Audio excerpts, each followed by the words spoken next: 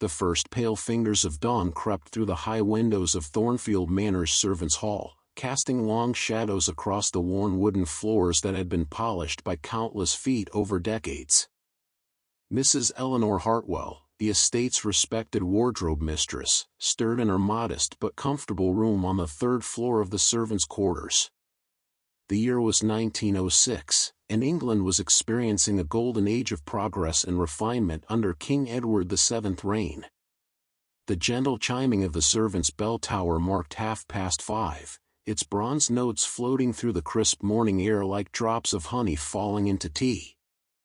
Mrs. Hartwell, a woman of 42 years with kind gray eyes and hands that knew every texture of fabric ever woven, rose from her narrow iron bedstead with its crisp white linens, laundered with the new borax powder that had recently become available under the stricter regulations of the Sale of Food and Drugs Act.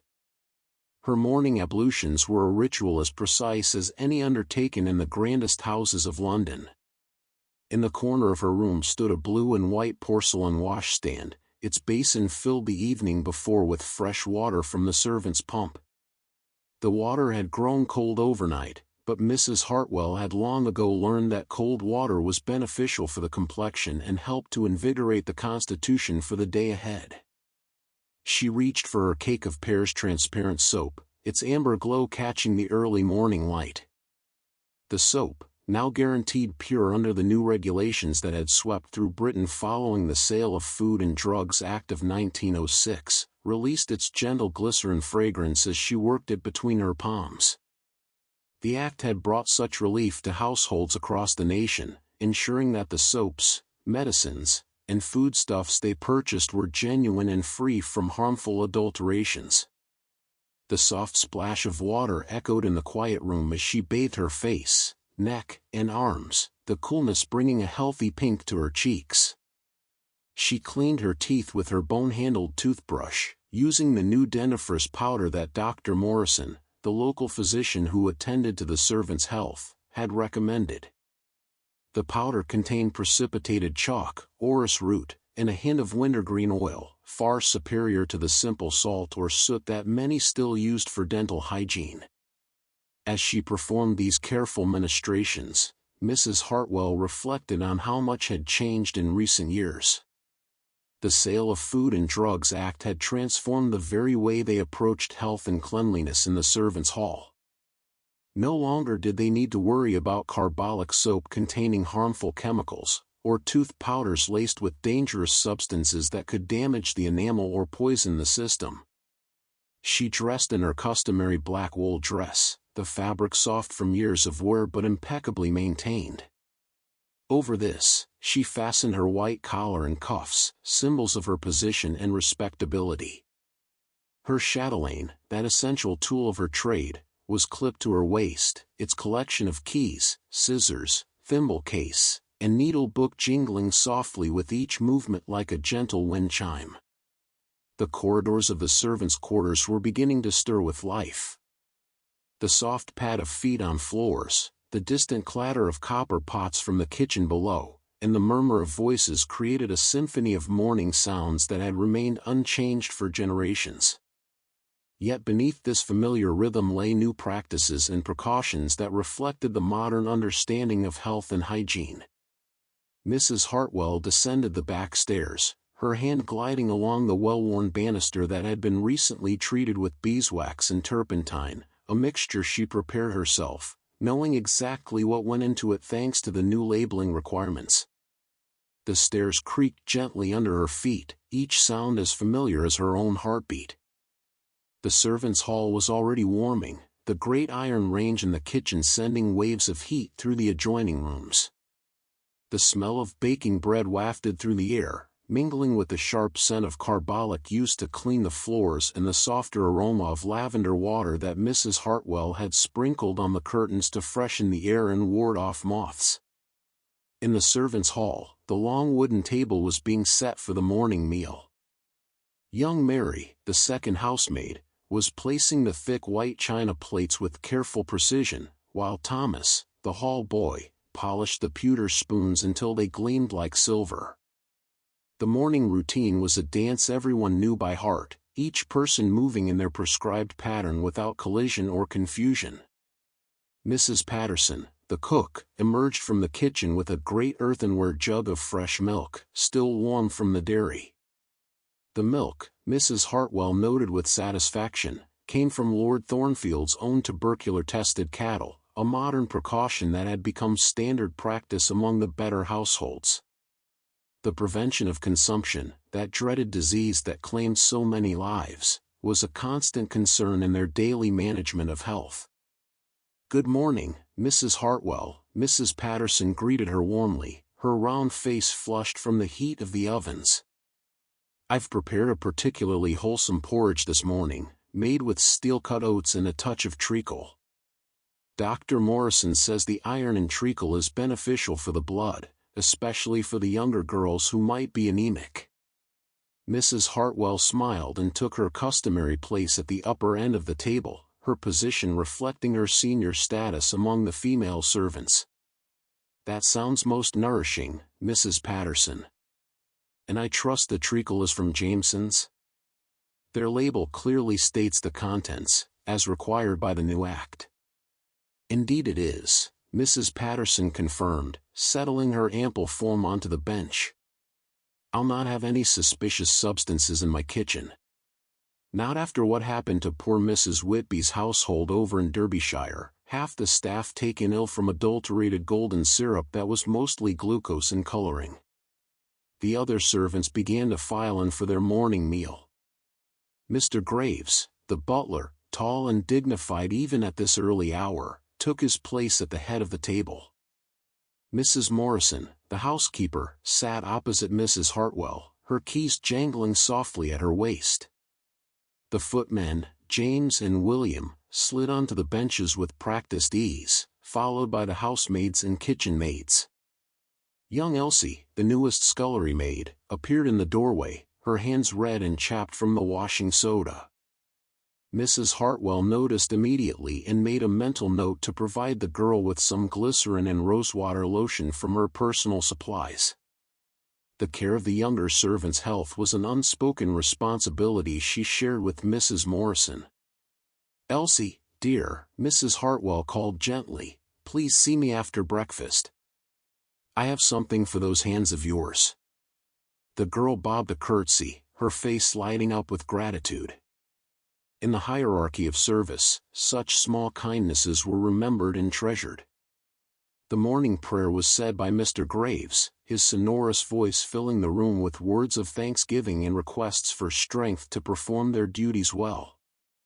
Then came the comfortable sounds of eating, the clink of spoons against bowls, the rustle of starched aprons, the quiet murmur of necessary conversation. "Mrs. Hartwell," spoke up James, the senior footman, "her ladyship's blue silk evening gown, the one with the Brussels lace, has a small stain on the bodice. Wine, I believe, from last evening's dinner party." Mrs. Hartwell nodded thoughtfully. "I'll attend to it directly after breakfast. Fresh stains are always easier to remove.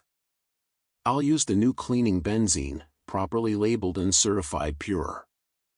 The old supplies were often mixed with all manner of dangerous substances."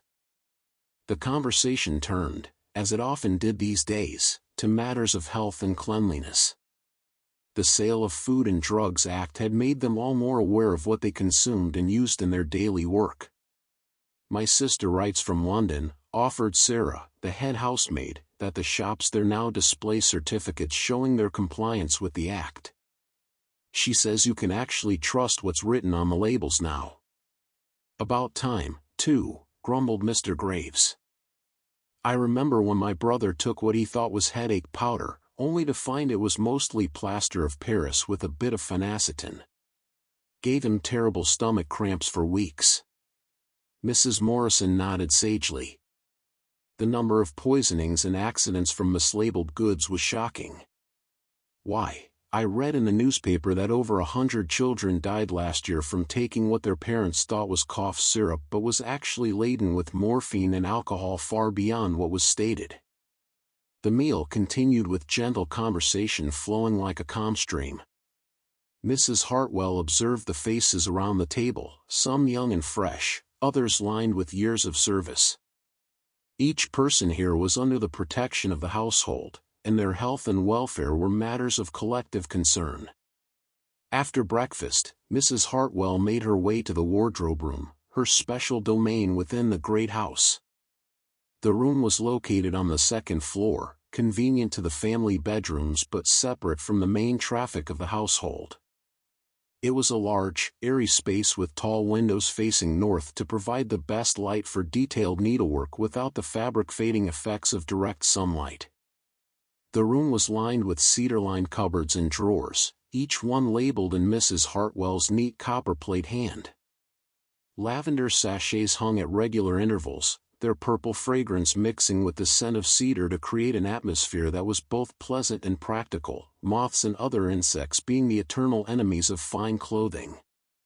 On one wall hung an array of brushes, soft bristle for velvets, stiffer brushes for woolens, and special brushes for removing lint and dust. Each brush was cleaned weekly with a solution of ammonia and water, then dried thoroughly to prevent any mildew or deterioration. The new cleaning solutions, properly labeled with their contents and strength, stood in neat rows on a shelf, each bottle's purpose clearly defined. Mrs. Hartwell's work table dominated the center of the room, its surface scarred from years of use but kept scrupulously clean. Upon it lay her tools of trade, scissors of various sizes, needles and cushions, threads wound on wooden spools, and her precious sewing machine, a Singer treadle model that was her pride and joy. She examined the blue silk gown that James had mentioned, holding it up to the light from the window. The stain was indeed wine, a splash of claret that had dried to a purple shadow on the delicate fabric. In the past, she might have tried any number of remedies, some effective, others potentially damaging to both fabric and health. But now, with proper products available, she knew exactly how to proceed. First, she prepared her cleaning solution. From her supplies, she took a bottle of pure benzene, its label clearly stating its contents and concentration. The fumes were strong, so she opened the windows wide, allowing the fresh morning air to circulate. She had learned from Dr. Morrison about the importance of ventilation when working with cleaning chemicals. Too many laundresses and wardrobe mistresses had suffered from what he called benzene poisoning from working in closed spaces. With a soft cloth, she gently dabbed at the stain, working from the outside edges toward the center to prevent the stain from spreading. The benzene evaporated quickly, taking the wine residue with it. The silk remained unblemished, its luster undiminished by the treatment. Young Elsie appeared at the doorway, having finished her morning duties in the scullery. "You wanted to see me, Mrs. Hartwell?" "Yes, dear. Come in and sit down." Mrs. Hartwell gestured to a small stool near the window. She retrieved a small blue glass jar from her personal cupboard. "This is glycerin and rosewater lotion. It will help heal those poor hands of yours." She took Elsie's hands gently in her own, examining the rough, cracked skin with a practiced eye. "You must remember to dry your hands thoroughly after washing up, and apply this lotion each evening before bed. The glycerin will soften the skin, and the rosewater has healing properties." As she smoothed the lotion onto Elsie's hands, she continued her gentle instruction. "In this work, we must be careful of our health. The new regulations help ensure our cleaning products are safer, but we must still take precautions.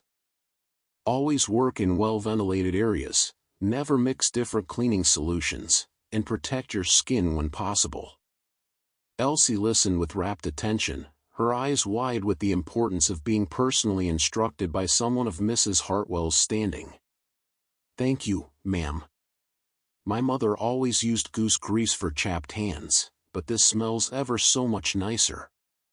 "Goose grease has its uses," Mrs. Hartwell agreed, "but this lotion is specifically formulated for the purpose. That's the blessing of our modern age. We have products designed for specific needs, and thanks to the new act, we can trust what's in them." After Elsie departed with her jar of lotion and repeated thanks, Mrs. Hartwell returned to her work. The morning passed in a peaceful rhythm of brushing, pressing, and mending. She repaired a tear in Lady Thornfield's riding habit with tiny, invisible stitches that would withstand the stress of mounting and dismounting. She refreshed Lord Thornfield's morning coat with a thorough brushing and a light pressing with a cloth dampened with distilled water and a drop of ammonia. At noon, the servants gathered again for their dinner, the main meal of their day. Mrs. Patterson had prepared a nourishing stew of beef and vegetables, the meat tender from slow cooking and the vegetables fresh from the kitchen garden. The bread, baked that morning, was served with butter from the dairy and jam made from the estate's own fruit trees. Dr. Morrison made one of his regular visits during the meal, his black bag in hand and his manner cheerful despite the responsibility of maintaining the health of over 30 servants. He was a progressive physician, one who believed in prevention rather than simply treating illness after it struck. "Good afternoon, all," he greeted them warmly. "I trust everyone is well." There were general murmurs of assent, though Mrs. Hartwell noticed that young Thomas, the hall boy, was looking rather pale and had barely touched his food. "Thomas," Dr. Morrison said, his sharp eyes having noticed the same thing, "you're looking a bit peaked. Come see me after dinner." The doctor took his customary place at the table, accepting a bowl of stew with thanks. "I've brought the new supply of carbolic solution for the household," he announced. "Properly standardized strength, as required by the Act. Mrs. Morrison, if you could ensure it's distributed to all the cleaning stations?" The housekeeper nodded. "Of course, Doctor. We've been most particular about our disinfectants since the typhoid scare over at Bramley Hall last summer." "Quite right," Dr. Morrison agreed. "Proper sanitation is our first defense against disease. Which reminds me, I'd like to discuss the bathing schedule with you, Mr. Graves." The butler looked up from his meal. "The current arrangement seems satisfactory, Doctor. The servants have access to the bathroom twice weekly, with additional allowances for those whose work requires it. I'd like to suggest increasing it to 3 times weekly, at least during the warmer months," the doctor proposed. "Regular bathing with soap and warm water is one of the best preventatives against skin diseases and infections. The new gas water heater makes it quite feasible, doesn't it?" Mr. Graves considered this. "It would require some reorganization of the schedule, but I suppose it could be managed." "Mrs. Hartwell, Mrs. Morrison, what are your thoughts?" Mrs. Hartwell spoke up. "I think it would be beneficial, particularly for those handling the family's clothing and linens. Cleanliness in our persons ensures cleanliness in our work." Mrs. Morrison nodded in agreement. "The laundry maids especially would benefit. Their work is hard and hot, and more frequent bathing would help prevent the rashes and skin complaints they're prone to." The matter was settled, and conversation turned to other health-related topics. Dr. Morrison spoke about the importance of dental hygiene, recommending that everyone use tooth powder at least twice daily and rinse with a solution of salt water to prevent gum disease. "I've seen too many young people lose their teeth unnecessarily," he said gravely.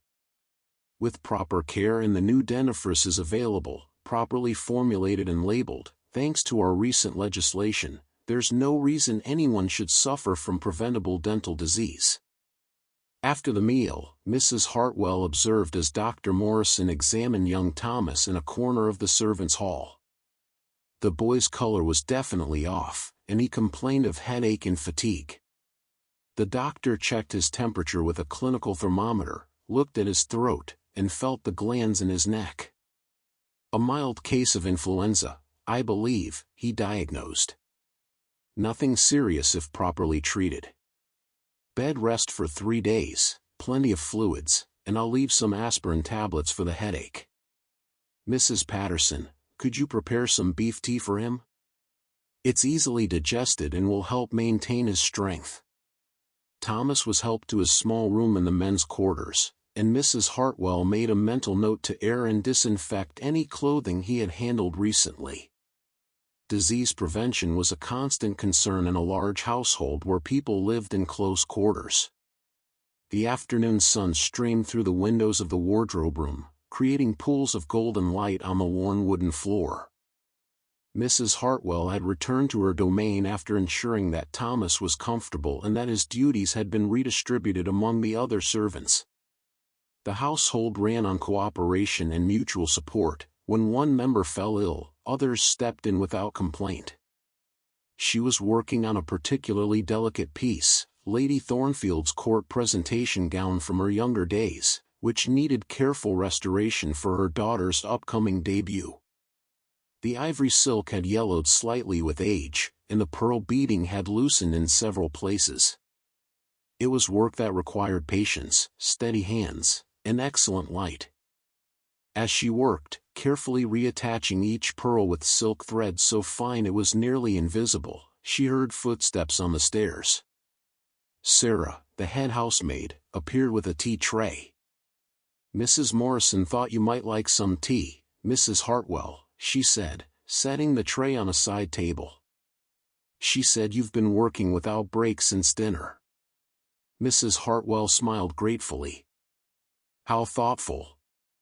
Please thank her for me." She set down her needle and flexed her fingers, only now realizing how stiff they had become. The tea was perfectly brewed, not too strong, not too weak, and served in one of the better china cups reserved for the senior servants. Alongside it was a slice of Mrs. Patterson's seed cake, made with real butter and eggs, not the margarine and egg substitute that some households had adopted for economy. "Sarah," Mrs. Hartwell said as the younger woman turned to leave, "how are you finding the new cleaning routines Dr. Morrison recommended?"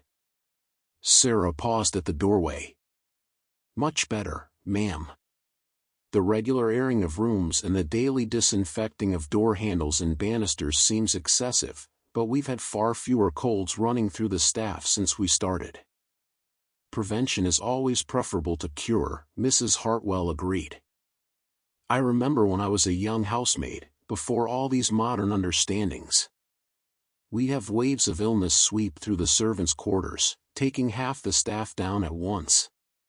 Now, with proper hygiene and genuine medications when needed, we manage much better." After Sarah departed, Mrs. Hartwell sipped her tea thoughtfully, looking out at the gardens visible through the window. The afternoon was peaceful, with only the distant sound of the gardeners working and the occasional call of birds to break the silence. This quiet time of day was her favorite, when she could work steadily without interruption, her hands busy while her mind wandered. She thought about the changes she had witnessed in her 25 years of service. When she had started as a young under-housemaid, medical care for servants was haphazard at best. Now, forward-thinking employers like Lord and Lady Thornfield ensured their staff had regular access to a qualified physician and genuine medications. The Sale of Food and Drugs Act had been particularly transformative.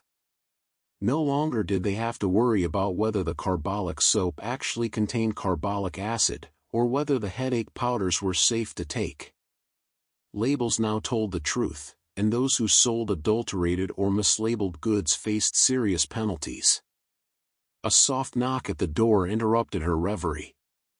It was Mrs. Morrison, the housekeeper, looking somewhat concerned. "Mrs. Hartwell, I wondered if I might have a word." "Of course, Mrs. Morrison. Please, sit down." The housekeeper settled herself in the chair opposite, her keys jingling softly. "It's about young Elsie. I noticed you gave her some lotion for her hands this morning." Yes, the poor child's hands were terribly chapped. "Is there a problem?" "No, no problem at all. In fact, I wanted to thank you. I've been meaning to address it myself but haven't had the opportunity. I wondered, though, if you might have a larger supply? Several of the younger maids have similar problems, especially now that we're using stronger disinfectants." Mrs. Hartwell nodded. I can certainly make more. The ingredients are simple enough: glycerin, rosewater, and a small amount of benzoin tincture as a preservative. All properly labeled and available from Hendrick's Pharmacy in the village. That would be most helpful. Perhaps we could make it a regular item in the household medical supplies? An excellent idea. I'll prepare a large batch this weekend. We might also consider providing the laundry maids with rubber gloves for the heaviest washing. I saw them advertised in the Household Management magazine. They protect the hands while still allowing dexterity. Mrs. Morrison smiled. You're always thinking ahead, Mrs. Hartwell. Yes, let's propose it to Mr. Graves. The initial expense would be offset by having healthier, more comfortable staff. They discussed other matters of household health, the need for better ventilation in the servants' bedrooms, the importance of regular fumigation against bedbugs and other pests, and the new electric lighting that was being installed in the main house and would eventually extend to the servants' quarters. Electric light will be so much healthier than gas, Mrs. Morrison observed. No fumes, no consumption of oxygen from the air, and much less risk of fire. Progress indeed, Mrs. Hartwell agreed. Though I must admit, I've become quite attached to the soft glow of gaslight for close needlework. Electric light is so harsh and white. As the sun began to set, painting the sky in soft shades of pink and gold, the rhythm of the household shifted toward evening preparations. Mrs. Hartwell carefully put away the court gown, covering it with a clean muslin sheet to protect it from dust.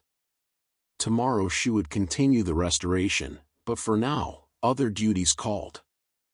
She made her way to Lady Thornfield's dressing room to prepare her evening attire. Her ladyship was attending a dinner party at the neighboring estate, and her emerald green velvet gown needed final preparation. Mrs. Hartwell had already brushed it thoroughly that morning, but now she gave it a final inspection, checking every seam, every button, every fold of fabric. Lady Thornfield herself appeared, fresh from her afternoon rest. She was a kind woman of 50 years, with silver threads beginning to show in her dark hair and laugh lines around her eyes that spoke of a generally cheerful disposition. Good evening, Mrs. Hartwell. Is everything prepared? Yes, my lady. Your gown is ready, and I've laid out your jewelry and gloves. As Mrs. Hartwell helped her mistress dress, Lady Thornfield inquired about the household. I heard young Thomas has taken ill. A mild influenza, my lady. Dr. Morrison has seen to him, and he should recover within a few days. Good, good. We must take care of our people. Please ensure he has everything he needs for his comfort. And Mrs. Hartwell, I've been meaning to ask, are you satisfied with the new cleaning supplies since the regulations changed? Mrs. Hartwell carefully fastened the tiny buttons running down the back of the gown. Very much so, my lady. The quality is consistent, and we know exactly what we're using. It's much safer for everyone. Excellent. Lord Thornfield was just saying at breakfast that the new act has been one of the best pieces of legislation in years. The amount of fraud and adulteration that was going on was simply shocking. After Lady Thornfield departed for her dinner party, resplendent in emerald velvet and diamonds, Mrs. Hartwell returned to the servants' hall for the evening meal. It was a simpler affair than dinner: cold meats, cheese, bread, and tea, but no less convivial. The conversation was subdued, everyone tired from the day's work but comfortable in each other's company. Mr. Graves read aloud from the newspaper, sharing news of the wider world. There was talk of new medical discoveries, of vaccines being developed for various diseases, of improvements in public health that were reducing infant mortality. It says here, Mr. Graves read, adjusting his spectacles, that the death rate from tuberculosis has dropped by nearly 30% in the last decade, thanks to better sanitation and the isolation of infected individuals in sanitariums. My cousin went to a sanitarium in Switzerland, offered William, the second footman. The mountain air and rest cure worked wonders. He's completely recovered now. Mrs. Patterson emerged from the kitchen with a pot of cocoa, made with real chocolate, milk, and just a touch of sugar. A warm drink before bed aids digestion and promotes restful sleep, she announced, ladling the fragrant brown liquid into cups. Mrs. Hartwell accepted her cup gratefully, wrapping her hands around its warmth. The cocoa was rich and comforting, nothing like the thin, adulterated versions that had been common before the new regulations. She could taste the quality, pure cocoa, fresh milk, and clean sugar, nothing more, nothing less. As the clock struck 9, the servants began their final duties of the day. Mrs. Hartwell made her rounds, checking that all the family's clothing for tomorrow was properly prepared. She stopped by the linen cupboard to inspect the sheets and pillowcases that would be changed in the morning, running her hand over the smooth cotton, checking for any signs of wear or staining. The linen cupboard was her particular pride, shelves of pristine white sheets, pillowcases, and towels, all scented with lavender and kept in perfect order. Each item was marked with the household monogram in tiny red cross-stitch, her own handiwork from years past. The shelves themselves were lined with clean paper, changed monthly, and cedar balls were placed in the corners to deter moths. She selected tomorrow's linens, making note that some of the older sheets were becoming thin and would soon need to be relegated to the servants' use or torn up for cleaning cloths. Nothing was wasted in a well-run household, even worn linens had their purposes. Making her way back to her room, she passed by the servants' bathroom. The new arrangements Dr. Morrison had suggested were already being implemented. A schedule posted on the door showed extended bathing times, and she could smell the clean scent of carbolic soap and hot water. One of the housemaids was just emerging, her face pink from steam, her hair wrapped in a towel. "Much better than the old hip bath in our rooms, isn't it, Mrs. Hartwell?" the girl said cheerfully. "Indeed it is, Mary. Proper bathing facilities are essential for health. Remember to dry your hair thoroughly before bed, we don't want you catching a chill." In her own room, Mrs. Hartwell began her evening ablutions. She had her own washstand, a privilege of her position, and took her time with her nightly routine. First, she removed her day dress and hung it carefully to air. Her corset came next, and she took a deep breath, feeling her ribs expand fully for the first time since morning. She washed herself thoroughly with warm water she had brought up in a pitcher, using her treasured soap scented with English roses. The water was soft, treated with a small amount of borax to prevent soap scum and to be gentler on the skin. She cleaned her teeth carefully with her brush and powder, following Dr. Morrison's advice about the importance of evening dental care. Her nightgown was of plain white cotton, soft from many washings but meticulously clean. She had embroidered the collar and cuffs herself with tiny forget-me-nots, a touch of beauty in the utilitarian garment. Over this, she put on her warm flannel wrapper, for the evenings were still cool despite the advancing spring. Before retiring, she sat at her small table to update her household inventory. In her neat hand, she recorded the day's use of cleaning supplies, the progress on various mending projects, and notes about items that would need attention in the coming days. This careful record-keeping was essential to the smooth running of her department. She also wrote a brief letter to her sister in London, sharing news of the household and inquiring about her health. Letter writing was one of the pleasures of her evening hours, a way to maintain connections with the world beyond the estate. "Dearest Martha," she wrote, "I hope this letter finds you in good health. We have had a mild outbreak of influenza here, but nothing serious, thanks to Dr. Morrison's prompt attention and the availability of proper medications.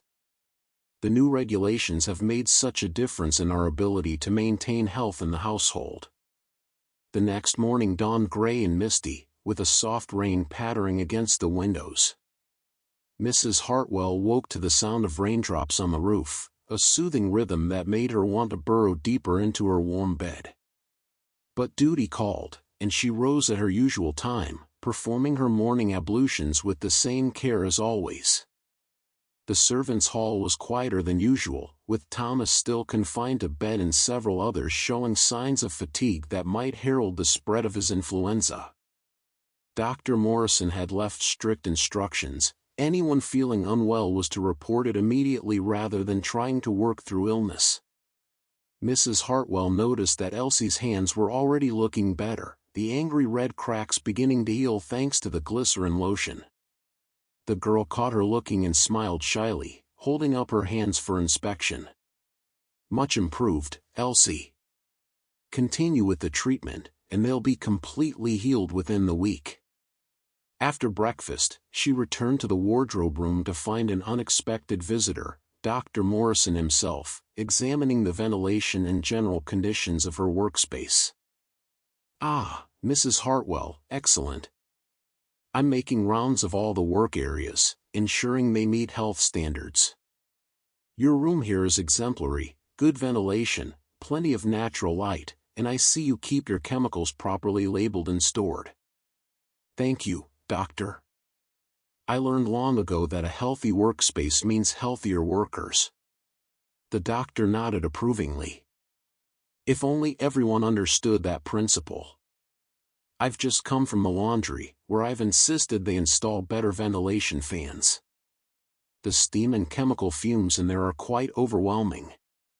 He moved to the window, looking out at the rain-washed gardens. "Tell me, Mrs. Hartwell, have you noticed any health complaints among the staff that might be related to their work? Skin conditions, breathing problems, persistent headaches?" Mrs. Hartwell considered carefully. "The laundry maids do suffer from chapped hands and occasional rashes, which is why I suggested the rubber gloves. Some of the housemaids complain of headaches after polishing the silver. The smell of the polish is quite strong. Yes, the metal polishes contain ammonia and other volatile compounds. Better ventilation is key, and perhaps we should look into some of the newer, less toxic formulations. The Sale of Food and Drugs Act has prompted many manufacturers to develop safer alternatives." They discussed various aspects of occupational health, the importance of proper posture for those who spend hours sewing, the need for adequate breaks to prevent eye strain, the value of varying tasks to avoid repetitive injuries. Dr. Morrison was progressive in his thinking, understanding that preventing injury and illness was far more economical than treating them after the fact. "I'm also recommending that all staff have a monthly health review," he said. "Nothing invasive, just a brief check to catch any developing problems early. Would you be willing to help me organize this for the female staff? They might be more comfortable with you present." "Of course, Doctor. I think that's an excellent idea. Early detection of health problems could prevent so much suffering." After the doctor left, Mrs. Hartwell returned to her work on the court gown. The rain continued steadily, creating a peaceful atmosphere conducive to concentrated work. She had always found the sound of rain soothing, and it helped her maintain the steady rhythm needed for the intricate beadwork. That afternoon, Mrs. Hartwell found herself conducting an impromptu lesson in health and hygiene for the younger servants. It had started when she noticed one of the new parlor maids, Agnes, mixing different cleaning solutions together in an attempt to create a stronger cleaner. "Stop!" Mrs. Hartwell called out sharply, startling the girl. "Never mix cleaning solutions without knowing exactly what you're doing. You could create dangerous fumes or even cause an explosion." Agnes looked frightened, and Mrs. Hartwell softened her tone. "Come, let me show you the proper way to use these products." Word spread quickly, and soon several of the younger servants had gathered in the servants' hall for what became an informal lecture on household safety and health. Mrs. Hartwell, finding herself in the role of teacher, drew on her years of experience and the recent improvements brought about by the new regulations. First, she began, always read the labels.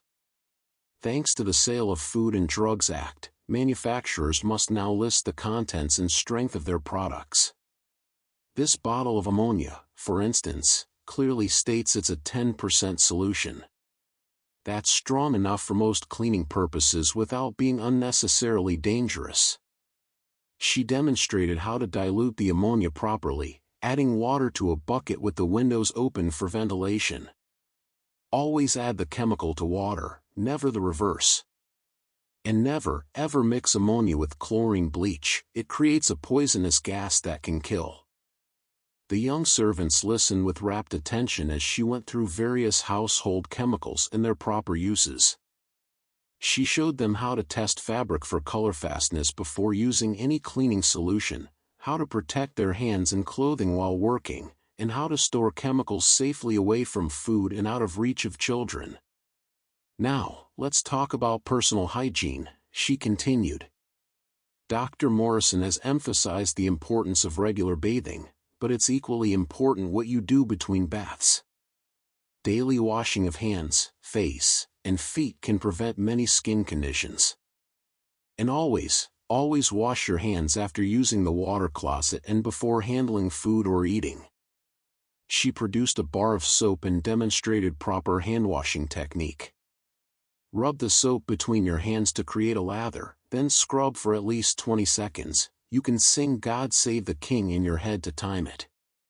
Don't forget between your fingers and under your nails. Young Mary raised her hand. Mrs. Hartwell, my mother always said that too much bathing weakens the constitution. Is that true? That's an old belief that we now know to be false, Mrs. Hartwell replied. Regular bathing with warm water and soap actually strengthens your body's defenses against disease. It removes dirt and germs that can cause infection. The key is to dry yourself thoroughly afterward and avoid sitting in drafts while damp. She went on to discuss dental hygiene, demonstrating the proper way to use a toothbrush and powder. Circular motions, gentle but thorough. And don't forget to brush your tongue, many mouth odors originate there. Mrs. Morrison had joined them by this point, adding her own wisdom to the discussion. Girls, your health is your most valuable asset in service. Without it, you cannot work, and without work, you have no security. Take care of yourselves. The lesson concluded with a discussion of common ailments and their prevention. Mrs. Hartwell talked about the importance of proper nutrition, adequate rest, and prompt attention to any signs of illness. If you feel unwell, speak up immediately, she emphasized. It's far better to rest for a day and recover than to push through and become seriously ill. And remember, illness can spread quickly in a household like ours. By protecting your own health, you protect everyone else's as well. Thursday was the great washing day at Thornfield Manor, and Mrs. Hartwell always supervised the cleaning of the family's finest garments. The laundry was a separate building behind the main house, equipped with the latest conveniences, copper boilers heated by coal fires, multiple washing tubs, and a new mechanical wringer that saved the laundry maid's hands from the worst of the work. The air in the laundry was thick with steam and the scent of soap, despite the open windows and doors providing ventilation. Mrs. Hartwell had brought several delicate items that required special attention: Lady Thornfield's silk blouses, his lordship's finest shirts, and various items of intimate apparel that required gentle handling. The head laundry maid, Mrs. Cooper, was a stout woman of middle years with arms strengthened by years of washing and wringing. She greeted Mrs. Hartwell warmly, wiping her reddened face with a clean cloth. "Morning, Mrs. Hartwell. I've set aside the soft water for the silks, as you requested." Soft water was essential for washing delicate fabrics, as the minerals in hard water could leave deposits and cause colors to fade. The estate had recently installed a water softening system using washing soda, another improvement in their modernizing household. Mrs. Hartwell supervised as the silks were gently agitated in lukewarm water with pure soap flakes, no harsh chemicals or bleaches that might damage the delicate fibers. Each piece was handled with care, squeezed gently rather than wrung, and rinsed multiple times in clean water. The new soap flakes are so much better than the old bar soap we had to grate ourselves, Mrs. Cooper observed. And we know exactly what's in them now, no filling with clay or chalk like some of the old soaps. While the fine washing proceeded, Mrs. Hartwell took the opportunity to check on the health of the laundry maids. Their work was perhaps the hardest in the household, standing for hours in damp conditions, hands constantly in water, lifting heavy loads of wet fabric. She noticed that several of the girls were now wearing the rubber gloves she had recommended, and their hands showed marked improvement. One girl, however, was coughing persistently, a harsh, dry sound that concerned Mrs. Hartwell. "Betty, how long have you had that cough?" "Just a few days, ma'am." "It's nothing serious." Mrs. Hartwell was not convinced. "You should see Dr. Morrison. A persistent cough in these damp conditions could develop into something worse." "Mrs. Cooper, perhaps Betty could be assigned to folding and ironing today, away from the steam?" Mrs. Cooper agreed immediately. The health of her workers was paramount, a lesson learned through hard experience in the days before proper medical care was available to servants. The washing continued through the morning, a carefully orchestrated process that had been refined over generations. First the sorting by color and fabric type, then the soaking to loosen dirt, the washing itself with appropriate soaps and temperatures, multiple rinses to remove all soap residue, and finally the careful wringing and hanging to dry. In the drying room, lines were strung from wall to wall, and a coal stove provided warmth to speed the drying process on damp days like this. Mrs. Hartwell checked that delicate items were hung properly to maintain their shape, stockings suspended from the toes, shirts from the tails, petticoats from the waistband. Proper drying is as important as proper washing, she instructed a new laundry maid. Hang things wrongly, and you'll have permanent creases or stretched fabric that can never be properly restored. That afternoon, Dr. Morrison returned for his promised health review of the staff. He had set up a temporary examination area in a small room off the servants' hall, with Mrs. Hartwell and Mrs. Morrison present to assist and provide comfort to the female staff. The examinations were simple but thorough, checking for signs of anemia, examining skin for rashes or infections, listening to hearts and lungs, checking teeth and gums. Each servant's health was recorded in a ledger that Dr. Morrison maintained, allowing him to track changes over time. Young Betty, the laundry maid with the cough, was found to have the early stages of bronchitis. Dr. Morrison prescribed a cough syrup, properly labeled with its ingredients including wild cherry bark, horehound, and a small amount of codeine for nighttime relief. "You must rest from laundry work for at least a week," he told her firmly. "The constant damp is aggravating your condition. Perhaps Mrs. Hartwell could use an extra pair of hands with the mending?" Mrs. Hartwell readily agreed. "I'd be happy to have Betty help me. The wardrobe room is dry and warm, perfect for recovery." As the examinations continued, various minor ailments were discovered and addressed. A footman with athlete's foot was given a powder containing boric acid and instructions on keeping his feet dry. A housemaid with persistent headaches was found to need spectacles for close work. The second cook's assistant had a mild case of eczema that responded well to a zinc oxide ointment. "The general health of the household is quite good," Dr. Morrison announced at the end of his rounds. "Better than many establishments I visit. Your attention to cleanliness and proper nutrition is paying dividends." He gathered the senior staff for a brief meeting. "I want to emphasize the importance of maintaining these standards. The Sale of Food and Drugs Act has given us the tools, reliable medicines and cleaning products, but it's your daily vigilance that keeps disease at bay." Mr. Graves nodded solemnly. "We've been fortunate to avoid any serious outbreaks. I remember the scarlet fever that swept through Lord Pemberton's household last year, half the staff were ill, and 2 died. Scarlet fever is highly contagious, Dr. Morrison agreed. But with proper quarantine procedures and prompt treatment, it can be managed. I've left instructions on what to do if anyone develops a high fever with a rash.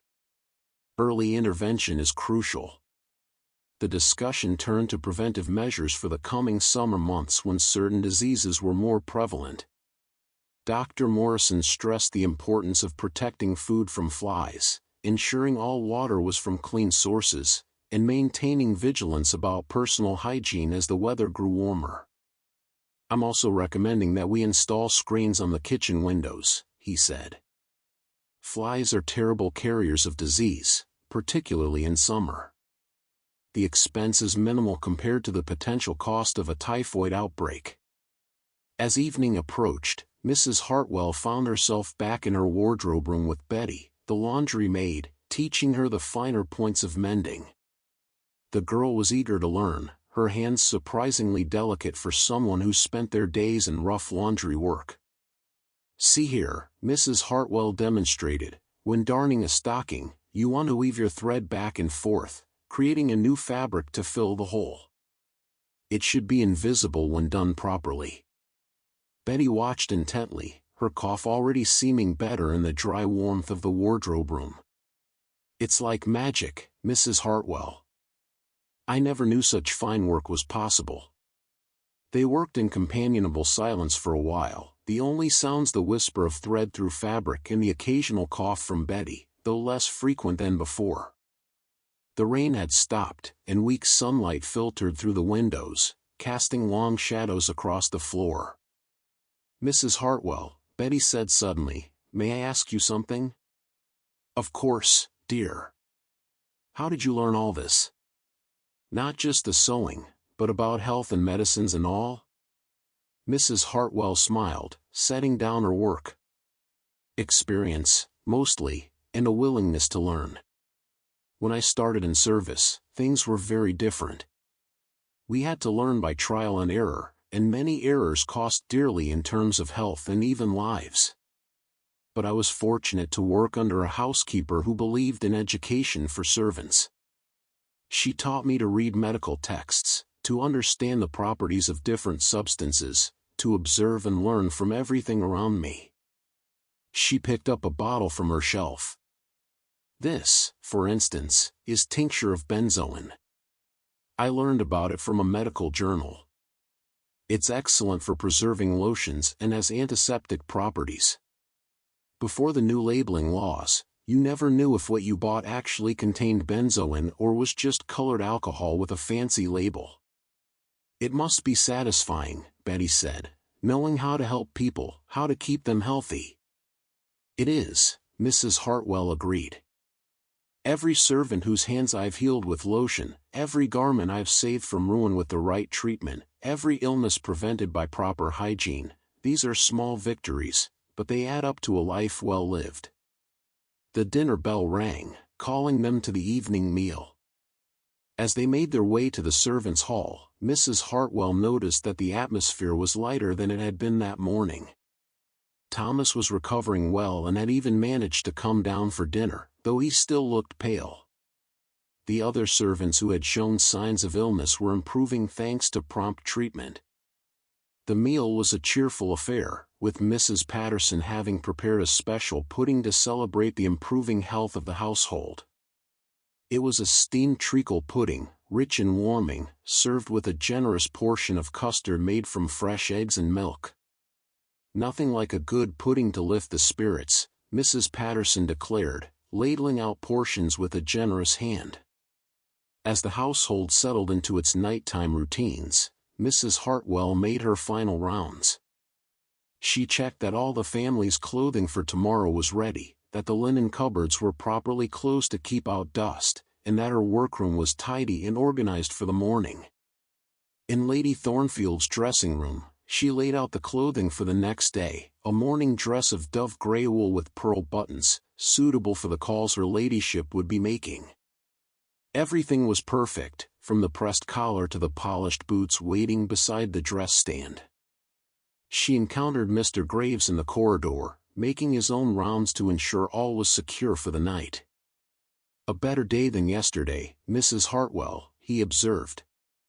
"The household seems to be recovering well from this bout of illness." "Indeed, Mr. Graves." Dr. Morrison's prompt attention and the availability of proper medicines have made all the difference. They walked together toward the servants' stairs, their footsteps echoing in the quiet corridor.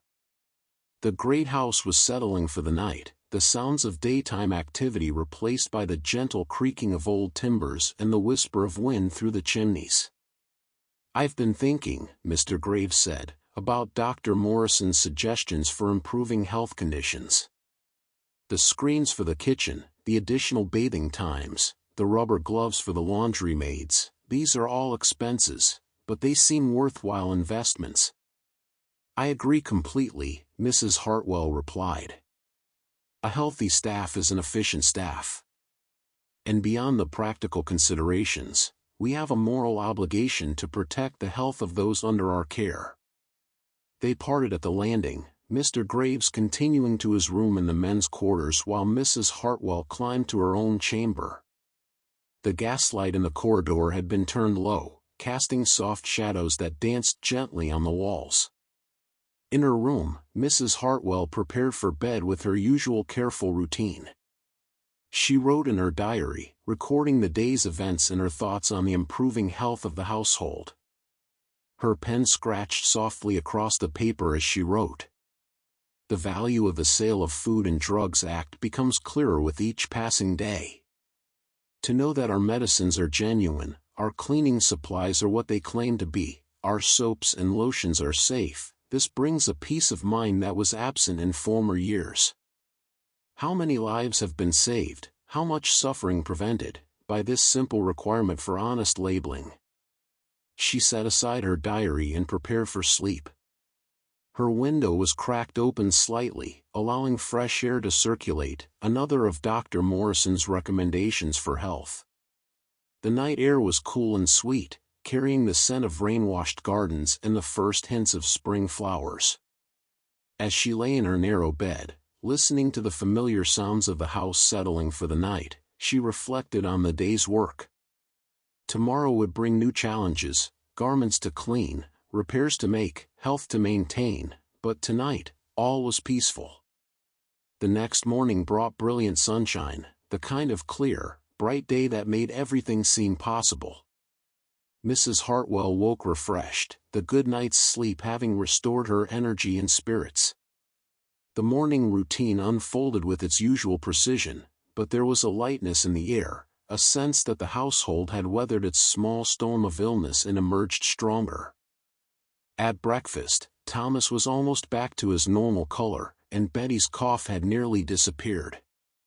The conversation was lively, with plans being made for the thorough spring cleaning that would begin the following week. "We'll need to air all the winter bedding," Mrs. Morrison was saying, "and the carpets will need beating. With this sunshine, it's perfect drying weather." "I'll have all the winter clothing cleaned and stored," Mrs. Hartwell added. "The cedar closets are ready, and I've prepared fresh lavender sachets." Dr. Morrison made an unexpected appearance, having come to check on his recovering patients. He was pleased with what he found. "Excellent recovery all around," he announced. "Thomas, you may return to light duties tomorrow. Betty, continue with Mrs. Hartwell for the rest of the week, but you're healing nicely." He had brought with him a package of new health pamphlets published by the Board of Health, discussing the latest understanding of disease prevention and treatment. "I thought these might be of interest," he said, distributing them among the senior staff. "They're written in plain language, designed for ordinary people to understand. Knowledge is the best defense against disease." Mrs. Hartwell took her copy eagerly. The pamphlet was titled Domestic Hygiene and Health, a Guide for Household Management. She would read it thoroughly and share relevant information with the younger staff. After breakfast, she returned to her wardrobe room to find a delightful surprise. The court gown she had been restoring was finished, every pearl secured, every inch of fabric restored to its former glory. It hung on the dress form, catching the morning light, a testament to patience and skill. Betty, who had arrived for her temporary duties, gasped at the sight. "Oh, Mrs. Hartwell, it's beautiful. Like something from a fairy tale." "It's simply careful work and attention to detail," Mrs. Hartwell said modestly, though she was pleased with the result. "The same principles apply whether you're mending a simple cotton dress or restoring a court gown: patience, proper materials, and knowledge of your craft." They spent the morning working on various mending projects, Mrs. Hartwell continuing Betty's education in fine needlework while also discussing broader topics of health and household management. The girl was an eager student, absorbing information like a sponge. "My mother would be so proud to know I'm learning all this," Betty said. She was in service herself before she married, but things were harder then. No doctor for the servants, medicines that might be poison, soaps that burned your skin. "We're fortunate to live in more enlightened times," Mrs. Hartwell agreed. "Though we must remain vigilant. Progress requires constant attention and effort to maintain." That afternoon, Lady Thornfield requested Mrs. Hartwell's presence in her private sitting room. It was a rare honor to be summoned for what was clearly a personal conversation rather than a matter of household business. Lady Thornfield was seated by the window, the restored court gown displayed on a stand beside her. She smiled warmly as Mrs. Hartwell entered and curtsied. "Mrs. Hartwell, this restoration is absolutely magnificent. You've brought my mother's gown back to life." "Thank you, my lady. It was a privilege to work on such a beautiful piece. Please, sit down. I wanted to speak with you about something." Mrs. Hartwell sat carefully on the edge of the offered chair, her hands folded in her lap. "I've been hearing excellent reports about your work with the younger servants," Lady Thornfield continued. "Teaching them about health and hygiene, helping them with various ailments. Dr. Morrison speaks very highly of your efforts." "I only do what seems right, my lady. The young people need guidance, and I've been fortunate to accumulate some knowledge over the years." Lady Thornfield nodded thoughtfully. "I've been thinking about establishing a more formal system of health education for our servants. Would you be willing to work with Dr. Morrison to develop a program? Perhaps monthly lectures on various topics, practical demonstrations of healthy practices?"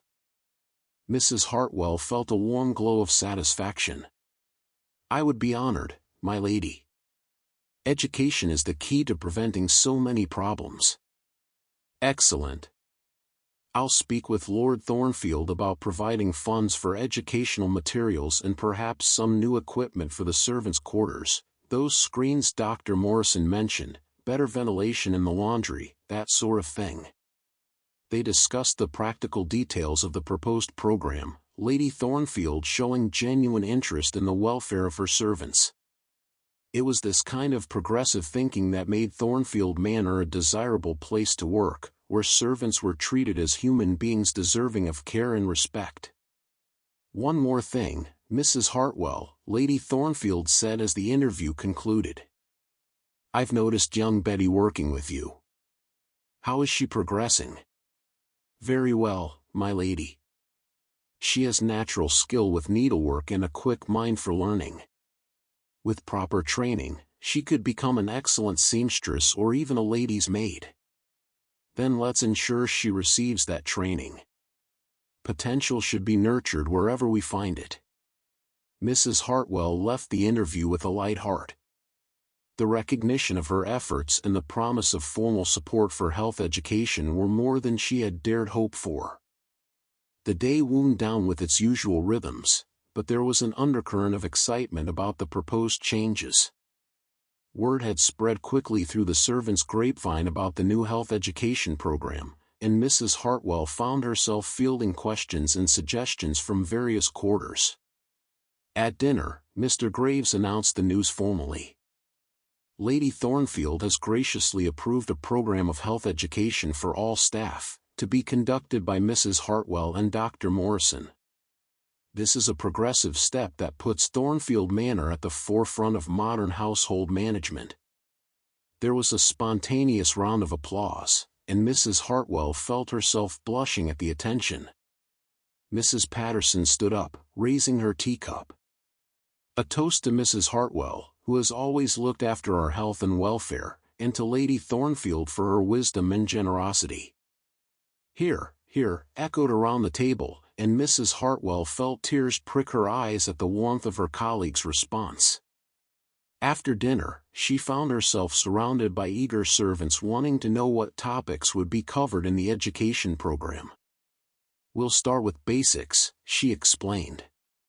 "Personal hygiene, understanding common illnesses, proper use of medicines and cleaning products. Then we can move on to more specific topics based on your work, special concerns for laundry workers, kitchen safety, preventing the spread of contagious diseases." Young Mary raised her hand. "Will you teach us about the new regulations? How to read labels and understand what's in the products we use?"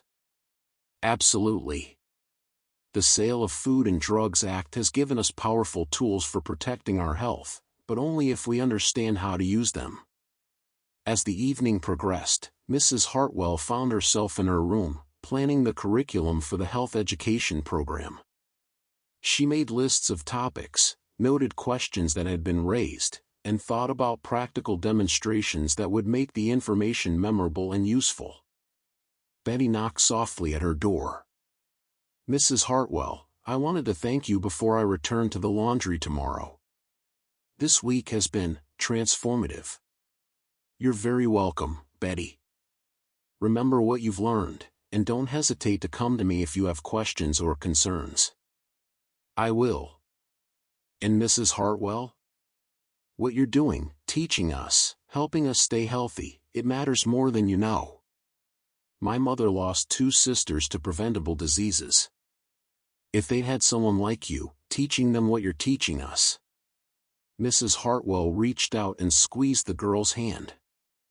"We can't change the past, but we can ensure a healthier future. That's our responsibility to the next generation." As Mrs. Hartwell prepared for bed on this momentous day, she felt a deep sense of satisfaction.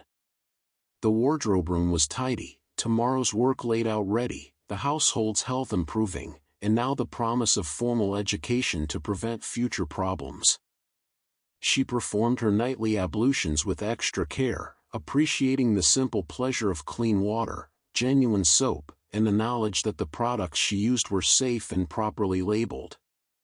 Such basic things, yet they represented so much progress from the dangerous days of her youth. Her diary entry that night was longer than usual. "Today marks a turning point, not just for me but for all the servants at Thornfield Manor. The establishment of a formal health education program represents a recognition that servants' health matters, that we deserve the same knowledge and protection as our betters.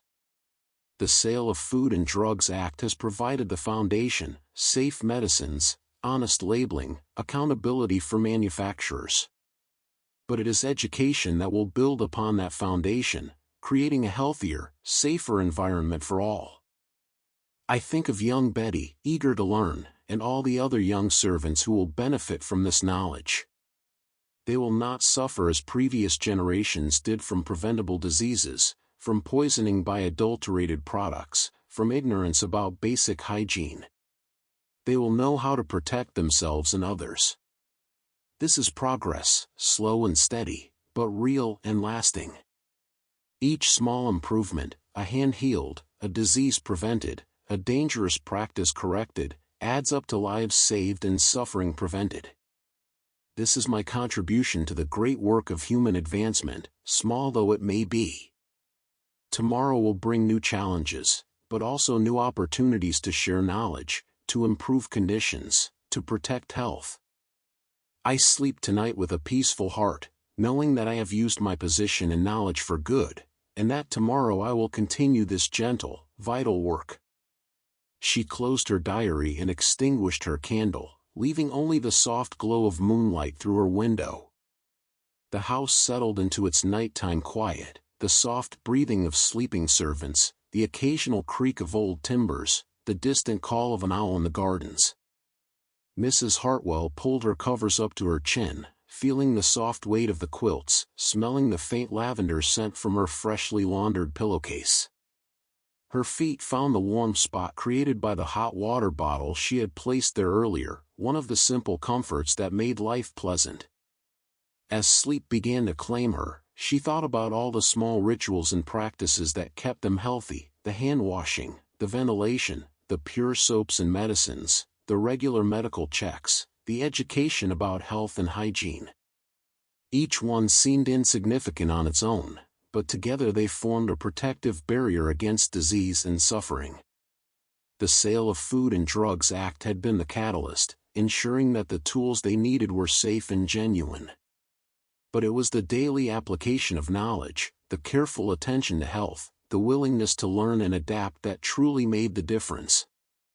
In the darkness of her room, surrounded by the familiar sounds of the sleeping household, Mrs. Hartwell smiled.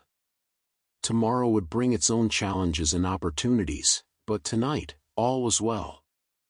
The household was healthy, the future looked bright, and she had played her part in making it so. The moon traveled across the sky, casting shifting shadows through the window. The night was deep and peaceful, filled with the gentle breathing of sleepers and the soft sounds of a house at rest. In her narrow bed, Mrs. Hartwell slept deeply, her day's work done, her conscience clear, her dreams filled with the quiet satisfaction of a life lived in service to others' well-being. The wardrobe mistress's tale was not one of grand adventures or dramatic events, but of steady, careful work, of knowledge accumulated and shared, of small kindnesses and practical wisdom. It was a story of how ordinary people, armed with proper tools and education, could create extraordinary improvements in health and happiness. And in the great house of Thornfield Manor, as in countless other households across Edwardian England, the quiet revolution of public health continued, one clean hand, one pure medicine, one educated servant at a time. The Sale of Food and Drugs Act had opened the door to this better world, but it was people like Mrs. Hartwell who walked through it, bringing light and knowledge to chase away the shadows of ignorance and disease. The night deepened, peaceful and calm, wrapping the household in its gentle embrace. And in her small room under the eaves, Mrs. Hartwell slept on, resting before another day of gentle service, careful work, and the quiet satisfaction of making the world a little healthier, a little safer, a little better than she found it.